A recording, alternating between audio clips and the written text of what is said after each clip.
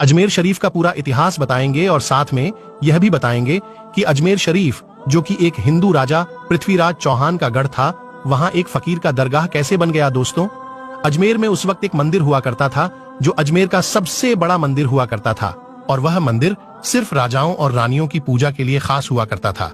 मंदिर के साथ ही एक तालाब था जिसका नाम अना सागर था।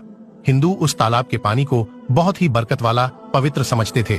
उनका मानना था कि जो इस तालाब में नहा ले उसके सारे पाप धुल जाते हैं। उस मंदिर में रात को इतने ज्यादा दिए जलाए जाते थे कि सिर्फ एक ही रात 3.5 मन तेल उन दियों में इस्तेमाल होता था। आसपास के गांव देहात मंदिर के नाम थे और इन देहातों की आमदनी मंदिर पर खर्च हुआ करती थी। मंदिर में हजारों नौकर थे जिनका काम आने वाले लोगों की सेवा और देख रेख करना था, और वह बताया करते थे कि कौन सा भगवान बेटे देता है और कौन सा देवता सेहत और तंदुरुस्ती देता है और किस मूर्ति की पूजा करने से दौलत बढ़ती है। ख्वाजा गरीब नवाज रहमतुल्लाह अल वहां आए और अना सागर की कुछ दूरी पर चटाई बिछाकर अपने मुरीद के साथ बैठ गए। असर का वक्त था, लिहाजा आप ख्वाजा साहब ने हजरत कुतुबुद्दीन रहमतुल्लाह अलैह से अजान देने को कहा। कुफर शिर्क से भरे अजमेर में अल्लाह के एक होने और हजरत मोहम्मद सल्लल्लाहु ताला अलैहि वसल्लम के रसूल होने का यह पहला ऐलान था। वहां रहने वाले लोग इस्लाम के बारे में कुछ भी नहीं जानते थे। चुनांचे अजान की आवाज सुनकर वह हैरान हुए और अपने घरों से निकलकर सब ख्वाजा गरीब नवाज और उनके मुरीद को देखने लगे, और अना सागर के पास भीड़ लग गई। ख्वाजा गरीब नवाज और उनके मुरीद ने अना सागर के पानी से वजू किया और नमाज पढ़ना शुरू कर दिया। सब हिंदू हैरान रह गए। वह सोच रहे थे कि सब भगवान तो मंदिर के अंदर है, तो ये लोग खड़े होकर कौन से भगवान के आग झुक रहे हैं। शाम हुई तो राजा के ऊंट जो दिन में चरने के लिए गए थे अपने चरवाहों के साथ वापस आने लगे। इत्तेफाक की बात थी कि जहां हजरत ख्वाजा गरीब नवाज बैठे थे वह जगह राजा के ऊंटों के बैठने की जगह थी। चरवाहों ने बाबा साहब से कहा कि ओ बाबा साहेब, यहां से उठिए, क्योंकि यह जगह राजा के ऊंटों के बैठने की जगह है। ख्वाजा मोइनुद्दीन साहब ने फरमाया, इतना मैदान खाली पड़ा है, ऊंट तो कहीं भी बैठ जाएंगे, क्यों बेवजह हमें तंग करते हो। वह लोग नहीं माने और मुसल्ला उठाकर इधर उधर करने लगे और ख्वाजा साहब से बदतमीजी करने लगे, और उन लोगों ने आखिरकार बहुत बदतमीजी से कहा कि यह राजा के ऊंटों के बैठने की जगह है और इधर राजा के ऊंट ही बैठेंगे, तुम लोग कहीं और अपना मुसल्ला बिछा लो। आखिरकार आप ख्वाजा साहब ने उठते हुए हजरत कुतुबुद्दीन से फरमाया, उठो कुतुबुद्दीन, ये कह रहे हैं कि ये ऊंटों के बैठने की जगह है, तो चलो मैं कहता हूं अब यहां सिर्फ ऊंट ही बैठेंगे। यह कहकर आप ख्वाजा साहब अपने साथियों समेत वहां से उठ गए, और अगली सुबह जब ऊंटों को चराने के लिए ले जाने का वक्त आया और चरवाहों ने ऊंटों को उठाना चाहा तो उन्हें पता चला कि ऊंट उठ ही नहीं पा रहे हैं। उन्होंने ऊंटों को मार मार कर जबरदस्ती उठाना चाहा, लेकिन वह बैठे ही रहे।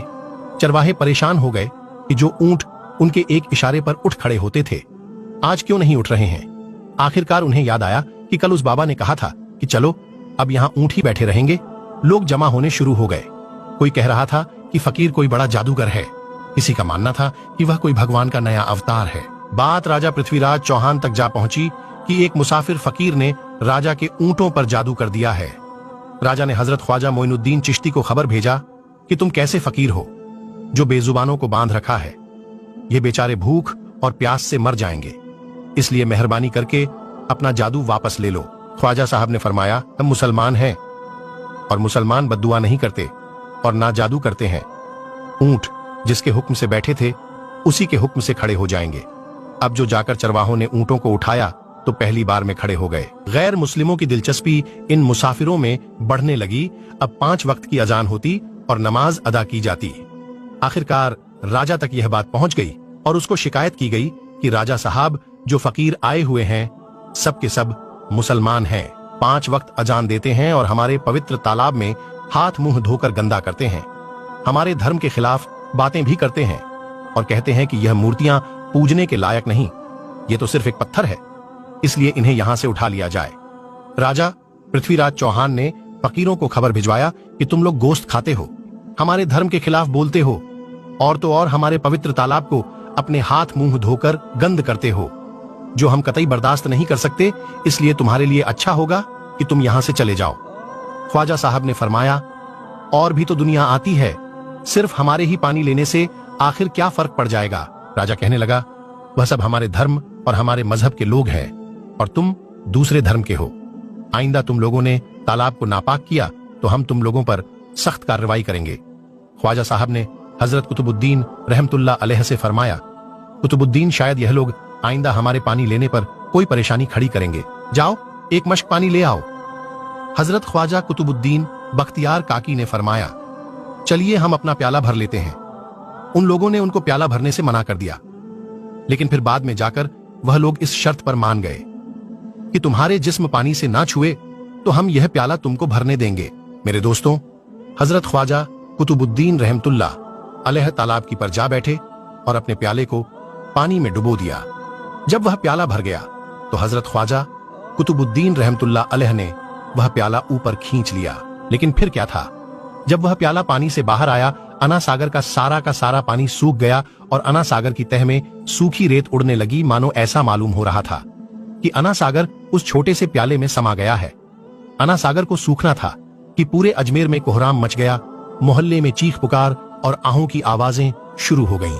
वह लोग रो रहे थे और कह रहे थे कि जो पाप हम अना सागर में नहाकर धोते थे और पापों से छुटकारा पा लिए करते थे, अब हम क्या करेंगे? अब हम पापों का बोझ कहां लिए फिरेंगे? सारे इलाके में यह खबर फैल गई कि मुसाफिर फकीर ने जादू के जोड़ पर अना सागर को सुखा दिया है। दोस्तों, जानते हैं आगे क्या होता है? आगे हुआ ये कि राजा पृथ्वीराज चौहान अना सागर के सूख जाने की वजह से बहुत परेशान हुआ। उसने वजीरों को बुलाया, सबसे यही कहा कि फकीर या तो कोई जादूगर है या फिर वाकई कोई पहुंचा हुआ फकीर है। साथ ही उनकी परेशानी बढ़ गई कि अजमेर की रौनक तो थी अना सागर के दम से। इसकी वजह से लोग दूर दूर से अजमेर आते थे और अपना ईमान ताजा करके लौट जाया करते थे। अना सागर के सूख जाने से हिंदू धर्म को सख्त धक्का लगेगा और यह बड़ी शर्मनाक बात थी। आखिरकार यह कहा गया कि फकीर से बात की जाए कि आखिर वह फकीर चाहता क्या है। अगर वह कोई ऐसी बात चाहता है जो हमें पसंद आए तो फिर हम उसकी बात मान लेते हैं और उससे माफी मांग लेते हैं। चुनांचे सब मर्द, औरतें और बच्चे जाकर फकीर की मन्नत करने लगे कि लोगों को इस परेशानी से छुटकारा दिला के मेहरबानी कीजिए, हम सबसे जो गलती हुई है उसे माफ कर दो।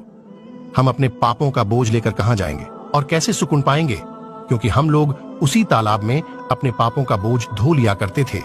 यह तरीका ज्यादा आसान था, लिहाजा तमाम लोग बाबा साहब रहमतुल्लाह अलैह के पास आए और बोले, बाबा तुम भी वजू कर लिया करना, लेकिन भगवान के वास्ते हमारा अना सागर हमें लौटा दो।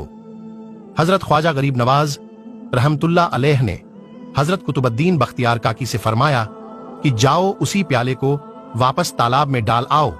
जैसे ही वह प्याला तालाब में डाला गया, अना सागर के नीचे सारा पानी उछल कर अना सागर में आ गया। इस पानी ने कई दिलों को धो डाला।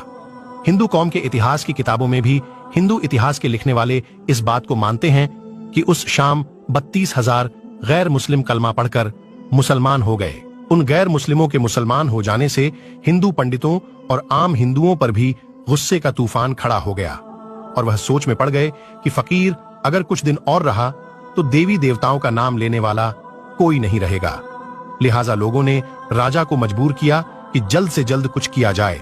राजा ने मंदिर के बड़े पंडित रामदेव को बुलाया और उसे बाबा साहब से मुकाबला रखकर जल्द से जल्द उन्हें हराने और अजमेर से बाहर निकाल देने का हुक्म दे दिया।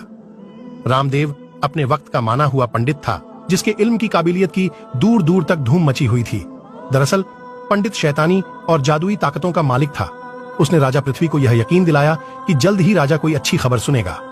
रामदेव बाबा ख्वाजा साहब रहमतुल्लाह अलैह के पास आया और उल्टे सीधे सवालात करना शुरू कर दिया। हजरत ख्वाजा गरीब नवाज ने फरमाया, खामोशी जरूरी है, इसलिए हजरत ख्वाजा रहमतुल्लाह अलैह खामोश रहे। जब रामदेव ने हद से बढ़कर शोर मचाना शुरू कर दिया तो हजरत ख्वाजा गरीब नवाज ने उसकी तरफ आंख उठाई और मुस्कुराकर फरमाया, रामदेव तू शोर मचा रहा है और मैं तेरे माथे पर ईमान का नूर चमकता हुआ देख रहा हूं।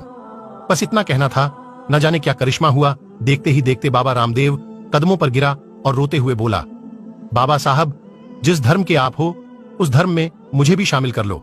सब लोग जो मुकाबला देखने आए थे सब हैरान हुए और बाबा रामदेव जो बाबा को हराने आया था खुद ही मुसलमान हो गया।